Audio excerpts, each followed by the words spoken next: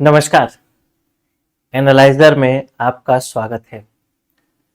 मंडी उपनिरीक्षक की तैयारी अगर कर रहे हो तो पूरे जोशो जान से कर दो, वरना ये पोस्ट अगर निकल जाएगा तो एक सपना ही रह जाएगा कि मंडी उपनिरीक्षक काश बन जाता। बहुत पावर है इसमें। किसान, मैनेजर, किसान को न्याय दिलाने वाला एक पोस्ट है मंडी उपनिरीक्षक का। भ्रष्टाचार जो होता है उस पर एक कंट्रोल करने वाला पोस्ट है मंडी उपनिरीक्षक। बहुत जिम्मेदारी है। आप समाज के लिए कुछ कर पाएंगे इस पोस्ट में। अच्छा पोस्ट है। केवल पैसा ही नहीं है, सम्मान भी बहुत है। आप सोचिए, किसी किसान के लिए आप कुछ कर देते हैं, खुद के लिए अभी कर नहीं पा रहे हैं, किसी दूसरे के लिए कर पाएंगे तो कितनी बड़ी उपलब्धि हो। एक प्रश्न देखते हैं, प्रीवियस ईयर का प्रश्न है। कहता है लगातार 5 संख्याओं का औसत 16 है, इसमें से सबसे बड़ी संख्या क्या होगी? तो सबसे पहले तो अगर एक ट्रेडिशनल मेथड पर चलता हूं, उसके बाद एक शॉर्टकट मेथड पर भी चलूंगा और शॉर्टकट मेथड आपको काम आएगा। ट्रेडिशनल मेथड क्या कहता है? 5 लगातार संख्याओं का औसत 16 है, यानी मैं कह सकता हूं कि 5 संख्याओं का योग कितना हो जाएगा? 5 गुणे 16, यानी इन संख्याओं का योग होगा 80। ठीक, औसत में आप पढ़ेंगे तो इनमें से सबसे बड़ी संख्या क्या होगी? तो अब आप अगर ट्रेडिशनल मेथड पर जाएं तो आप कुछ इस तरीके से बनाते हैं, x प्लस 1, क्योंकि ये पहला संख्या क्रमागत है तो एक एक संख्या एक एक अंक बढ़ता जाएगा। फिर x प्लस 2, x प्लस 3 और x प्लस 4 बराबर कितना हो जाएगा? 80। सभी संख्याओं का योग क्या करे होगा? 80 होगा। फिर आप क्या करते हैं? 5x, यहां पे पांचों x को जोड़ देंगे, 5x, फिर 1 और 2 3 और 3 6 और 4 10, धन 10 बराबर 80 कर देते हैं। फिर x बराबर, ये इधर चला जाएगा तो कितना हो जाएगा? 70, और 5 नीचे चला जाएगा तो 5, यानी x बराबर 5 हो गया। तो इसी प्रकार से जैसे ही x बराबर 14 हो गया ना,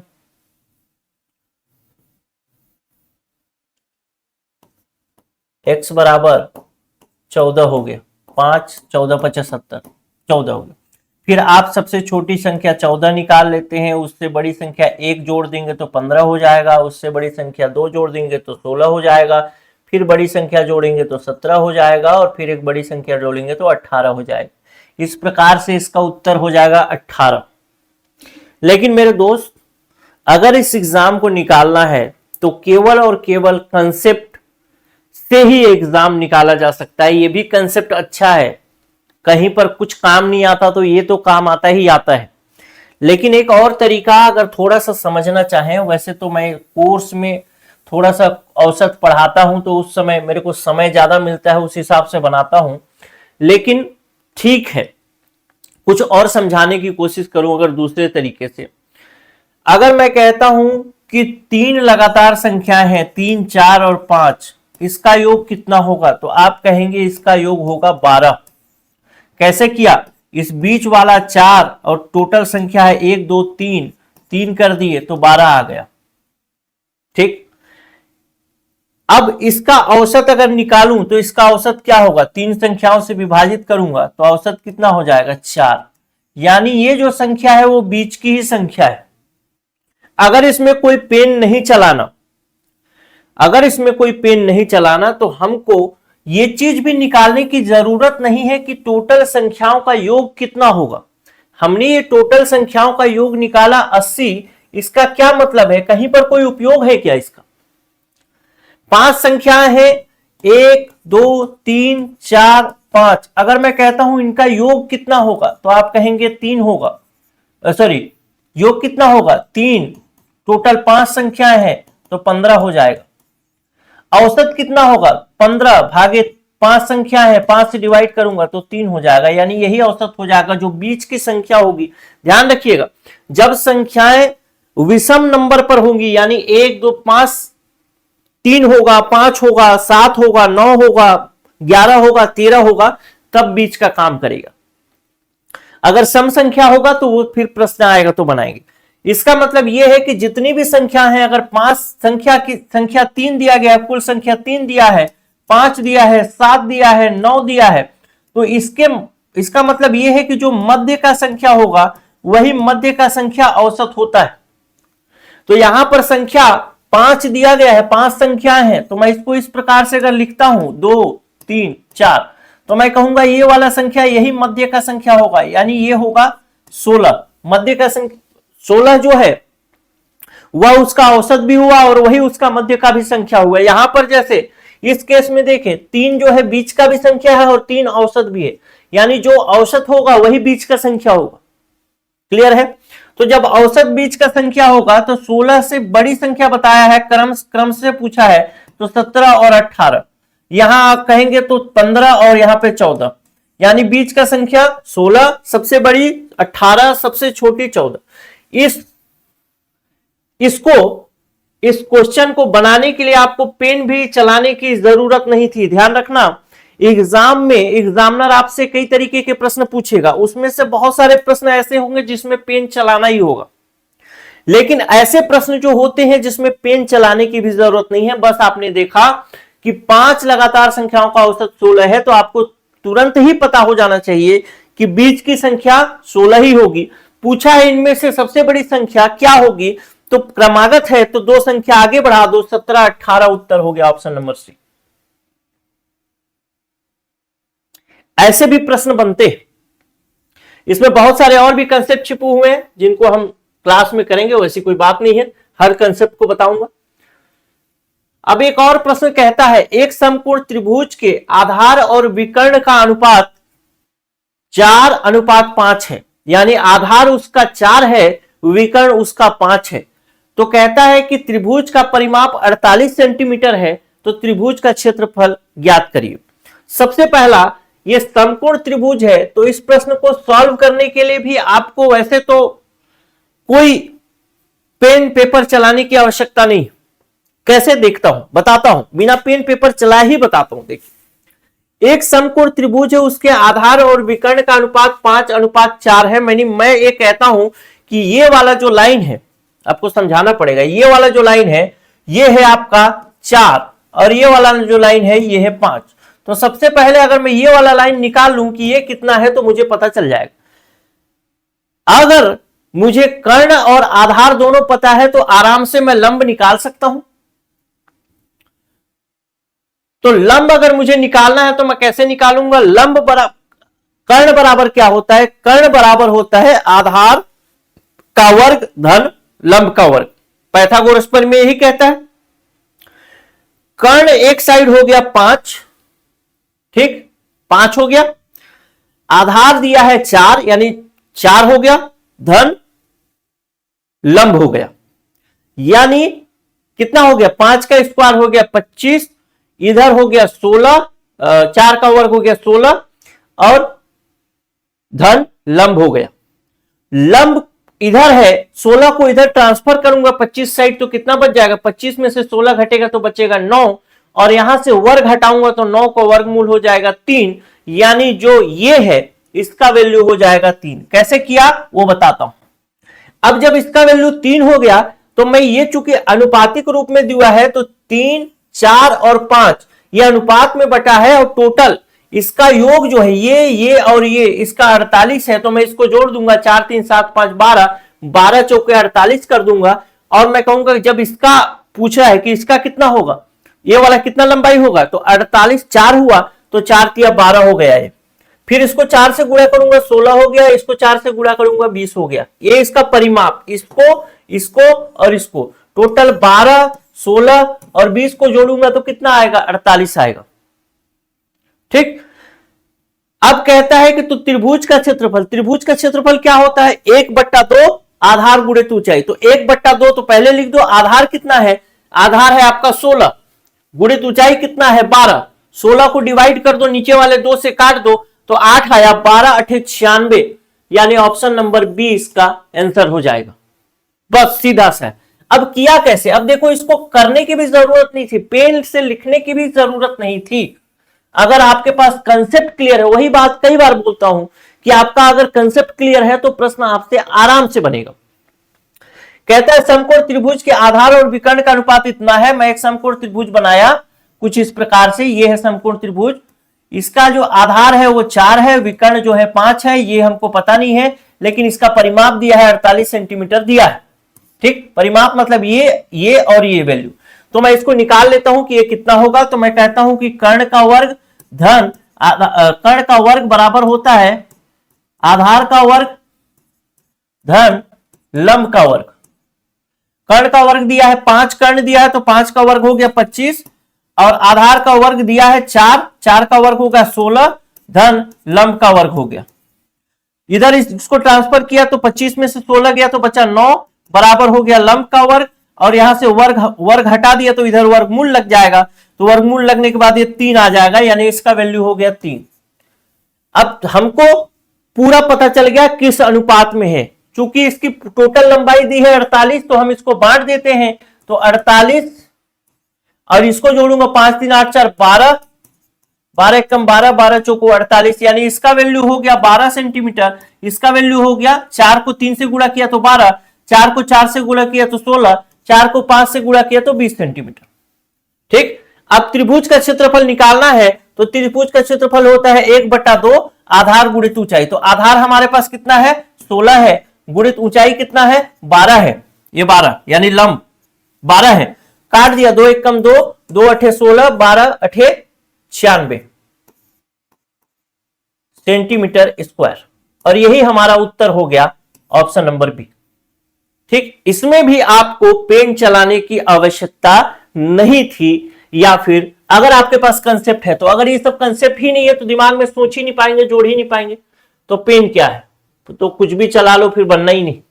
ठीक है, तो अपने आप को अगर सिलेक्शन के आसपास निकालना है, पहुंचाना है, ठीक है, या सेलेक्ट होना है, अपने आप को देखते हो कि हाँ मैं उसी गाड़ी से उतर रहा हूं जो मंडी उपनिरीक्षक की गाड़ी है, और पीछे बैठा हूं, ड्राइवर मस्त चला रहा है, चश्मा पहन के उतरता हूं, और पूरी तरीके से एकदम जो मैनेजर है, मंडी के जो अधिकारी कर्मचारी है, सामने आके नमस्ते सर, चलिए सर, खाना रेडी है सर। अगर ये चीज भी, माहौल फील करना चाहते हो, माहौल फील करना चाहते हो कि हाँ आपका पड़ोसी आपकी इज्जत करे, माहौल फील करना चाहते हो कि हाँ एक सम्मान पूर्वक जीवन जीऊं, तो केवल माहौल फील करने से नहीं होता है, तैयारी तो करनी ही पड़ेगी, और तैयारी हमको सभी मोर्चों पर करनी पड़ेगी। आइए अब एक और प्रश्न देखते हैं। सभी मोर्चों कहने का मतलब क्या है, इसको आप लोग थोड़ा सोच के देखिए, फिर हम लोग, मैं बताऊं, सभी मोर्चों मतलब आपको अवधारणा पढ़ना ही पड़ेगा। अवधारणा के बिना ये प्रश्न आप देख रहे हैं, फॉर्मूला से बना लेंगे, लेकिन टाइम बहुत लगेगा, लिखना पड़ेगा, ना लिखना पड़े ऐसा भी ऑप्शन होता है। एमसीक्यू करना पड़ेगा, माइंड मैप करना पड़ेगा, एमसीक्यू करना पड़ेगा, नए पैटर्न वाला, पीवाईक्यू प्रीवियस ईयर क्वेश्चन करना पड़ेगा, सब चीज करना पड़ेगा, क्योंकि अगर बनना है तो बनना है। किसी के यहां धान रखा है, आप छापा मार सकते हो, और उतना ही में कितना पावर बढ़ जाएगा आप सोचो। गाड़ी से उतर रहे हो, छक से गए, फोटो खींचे, सर रहने दीजिए सर, माफी सर माफी, अब वो सही हो चाहे नहीं, लेकिन पावर तो है। ठीक, इसका देखते, तो इन सभी मोर्चों पर काम करना पड़ेगा, तब जाकर के सिलेक्शन होगा। वैसे हम लोग इसका कोर्स भी चला रहे हैं, अगर कोर्स ज्वाइन करना चाहते हैं तो कोर्स भी ले सकते हैं, जिसमें हम ये पूरा चीज कवर कराएंगे। आपको कुछ नहीं करना, बस आपको पढ़ना है, साथ चलना है। ठीक है, तो अगर कोर्स लेना चाहते हैं तो 94,064,21,014 इस नंबर पे व्हाट्सएप करो। 7,000 प्लस जीएसटी फीस है, और अगर ऑफर में मिल गया तो 5,000 प्लस जीएसटी में। अगर अभी जल्दी करेंगे तो ये 5,000 में मिल जाएगा, जीएसटी भी माफ हो सकता है। आप एक बार मैसेज करके इसी नंबर पे बात करेंगे तो बनेगी बात। ठीक है, और जगह से फीस ज्यादा है मैं जान रहा हूं, लेकिन मैं वो नहीं कि आप पढ़ो मत पढ़ो, ये नहीं, मैं चाहता हूं कि आप सेलेक्ट हो। बस मुझे वो हर काम कराना है, इसमें इतना काम पूरा कराना है। अगर ये काम कराया तभी सेलेक्ट होंगे, नहीं किए तो नहीं होंगे, ये भी बात कंफर्म। जितने सेलेक्टेड स्टूडेंट हैं सबको सब किए ही होंगे, और अगर नहीं करेंगे तो कहीं पर सिलेक्शन नहीं होगा। तो ये अगर पका पकाया चाहते हैं तो कोर्स ज्वाइन करिए, और अगर पका पकाया नहीं चाहते तो खुद से मेहनत करिए, क्योंकि अगर चाहते हो कि हां दमदार पोस्ट है और लेना है तो फिर लेना है। भाषा कैसे? चलो देखो, वह न्यूनतम संख्या जिसे 1018 में जोड़ने पर पूर्ण वर्ग बन जाता है। इसके दो तरीके हैं। पहला तरीका जिसको आप सोच सकते हैं कि ये किस आसपास का वर्ग है, तो सबसे पहले हम लोग देखते हैं तो ये किस आसपास का वर्ग है। तो हम कहते हैं अगर 30 गुणे 30 करते हैं तो ये हो जाएगा 900, मतलब मुझे 31 गुणे 31 करना पड़ेगा। 31 गुणे 31 करता हूं तो ये हो जाएगा 31 इंटू 3 3 एकम 3 3 3 9, यानी 1 6 और 9 361। फिर भी नहीं बन रहा है बात, यानी 361 में कुछ भी जोड़ूंगा तो अब तो 32 का वर्ग होगा। तो 32 का वर्ग देख लेते हैं। 32 गुणे 32 कितना हो जाएगा? 1024। यानी यही वाला वर्ग बनाना है हमको, क्योंकि 1018 है और इसमें 6 अगर जोड़ देता हूं तो 1024 हो जाएगा। तो ऑप्शन बी इसका उत्तर हो जाएगा। ये तो चलो आप लोग उस समय भी खुद करके देख सकते हैं, लेकिन अगर वर्ग याद ही नहीं आया तो कि किसका वर्ग क्या होता है, किसका वर्ग क्या है, 32 का वर्ग, इतना कैलकुलेशन करने की जरूरत क्या है? नहीं है जरूरत। चलो देखते हैं कैसे बना सकते हैं इसको। बहुत आसान तरीका है। मैं कहता हूं कोई भी संख्या हो, 1 2 3 4 5 6, कुछ भी संख्या हो, आखिरी में कोई भी संख्या आ रही है, चाहे 6 आए, चाहे 5 आए, चाहे 4 आए, चाहे 3 आए, चाहे 2 आए, 7 कर देता हूं, 8 कर देता हूं, 9 कर देता हूं और फिर 10 कर देता हूं। ठीक, तो कोई भी संख्या का वर्ग करूंगा तो अगर 1 का वर्ग करता हूं तो कितना होगा? 1 का वर्ग होगा 1, 2 का वर्ग होगा 4, 3 का वर्ग होगा 9, 4 का वर्ग होगा 16, तो इकाई का अंक कितना हो जाएगा? 6। ऐसे 16 लिखता हूं तो 16 में इस वाले अंक को बस देख रहा हूं मैं। ठीक, 6। फिर 5 करता हूं तो 25, तो इकाई का अंक 5, 6 करता हूं तो 36, इकाई का अंक 6, 7 से 49, इकाई का अंक 9, 8 64, इकाई का अंक 4, 9 9 81, इकाई का अंक 1 ही है तो इसको हटा देता हूं क्योंकि 1 है। चलो यहां पे लिख दे, गोला कर दे। 10 दहम 100, इकाई का अंक 0। तो इसका मतलब यह है कि कोई भी वर्ग बनेगा, किसी भी संख्या का वर्ग बनेगा, मान लो 18 का वर्ग बन रहा है तो 18 के वर्ग में कहूंगा तो इकाई के स्थान पर क्या होगा? 8 8 64, यानी इकाई के स्थान पर आवश्यक तौर पर 4 होगा। अगर मैं कहता हूं 17 का वर्ग है तो इकाई के स्थान पर क्या होगा? 7 7 49, यानी 9 होगा। अगर मैं कहता हूं 13 का वर्ग है तो इकाई के स्थान पर क्या होगा? 3 3 9 होगा। तो कुल मिला के इकाई के स्थान पर या तो 1 होगा, 4 होगा, 9 होगा, 6 होगा, 5 होगा, ये तो 6 हो ही गया पहले, तो 9 होगा, 9 भी हो गया है, 4 होगा, 4 भी हो गया है, या तो 1 होगा। ठीक, यानी इकाई के स्थान पे मैं कह सकता हूं या तो 1 आएगा, 4 आएगा, 9 आएगा, 6 आएगा और 5 आएगा, बस इसमें से कुछ और दूसरा नहीं आएगा। ठीक है, चलो कोई दूसरा नहीं आएगा। मतलब सबसे पहले तो मैं ये कह सकता हूं कि अगर इकाई के स्थान पर कोई संख्या लाना है तो यहां पर जो संख्या होगी या तो ये संख्या 1 होगी, या तो ये संख्या 4 होगी, हां ये तो एक संख्या यहां पे 1 होगी, या तो 4 होगी, या तो 9 होगी, या तो 6 होगी, या तो 5 होगी। इसके अलावा कोई और संख्या हो ही नहीं सकती। और जब कोई और संख्या नहीं हो सकती तो 18 में 5 अगर जोड़ता हूं तो 23 आ रहा है, आखिरी में 3 आ रहा है, तो कोई मैच ही नहीं कर रहा है, तो ये होगा ही नहीं। 18 में अगर 6 जोड़ रहा हूं, 18 6 24, 4 आ सकता है तो 4 को सेलेक्ट करके रखते हैं। 18 में 4 जोड़ रहा हूं तो कितना? 18 4 22 आ गई, इकाई के स्थान पर 2 नहीं हो सकता तो ये भी गया। 18 में 7 जोड़ता हूं तो 18 7 25, इकाई के स्थान पर हो सकता है 18 7 25, इकाई के स्थान पर 5 हो सकता है तो ये हो सकता है बिल्कुल, यानी ये संख्या तो हो ही सकती, तो ये भी सही हो सकता है। लेकिन जब फिर थोड़ा सा कैलकुलेट करेंगे तो अगर 6 को कैलकुलेट कर रहे हैं तो 6 को कर रहे हैं तो 1024 हो गया। ठीक, 1024 और 1024 जाहिर सी बात है 32 का वर्ग है तो ऐसे ही निकाल सकते हो।